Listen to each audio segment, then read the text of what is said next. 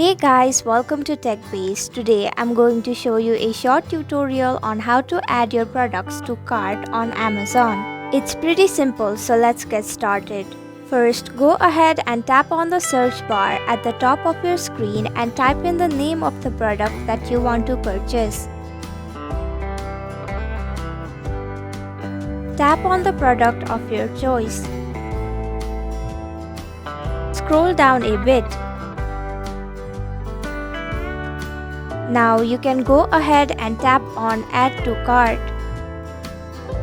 To check whether you have successfully added the product to the cart or not, go ahead and tap on the cart icon at the bottom right of your screen.